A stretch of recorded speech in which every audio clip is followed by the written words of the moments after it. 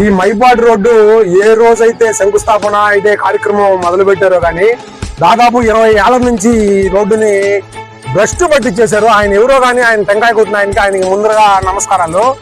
ఇదే ప్రభుత్వం రావడం ఈ రోడ్డుని అస్తవ్యస్తంగా స్టార్ట్ చేశారు. ఎట్ట అంటే అట్ట వాళ్ళకి ఒక పని ముందనిలే, ఒక పని వెనకనిలే, వాళ్ళకి ఎక్కడ అవకాశం ఉంటే అక్కడ చేసుకోవడము. 6వ మైల్ సెంటర్ లో అయితే దాదాపు 20-30 కార్లు పడి అక్కడ ప్రమాదాలు జరిగి ఉన్నాయి. ఎంతమంది ప్రాణాలు బలిగొంటారు మీరు? 6వ మైల్ డేవిస్పేట్ సెంటర్ లో అయితే మొన్న 2 రోజుల ముందర జరిగిన ఆ కారు ప్రమాదంలో ఒక వ్యక్తి చనిపోయాడని చెప్తా ఉన్నారు. ఎంతమంది ప్రాణాలు మీరు బలికొడతా ఉన్నారు? ఏ ఒక్కరికి బాధ్యత లేదు. అధికారులు మరీ నావర్దతనంగా తయారైనారు. ఏ ఒక్క డిపార్ట్మెంట్ అని కాదు, ఇరిగేషన్ అనుకోండి, రోడ్డు అనుకోండి, ఇక ఎలక్ట్రికల్ డిపార్ట్మెంట్ అని అందరూ ఈ రోడ్డుని భ్రష్టు పట్టించేశారు. దయచేసి ఎమ్మెల్యే గారు ఆలోచన చేయాలా. ఈ కాంట్రాక్టరు, ఈ ప్రస్తుతం ఉండే నాయకులు అందరూ కొమ్మక్కైపోయి ఈ రోజు ఏదో తెలుగుదేశం వాళ్ళు పోయి ఆడ కూర్చొని ఉన్నారంట.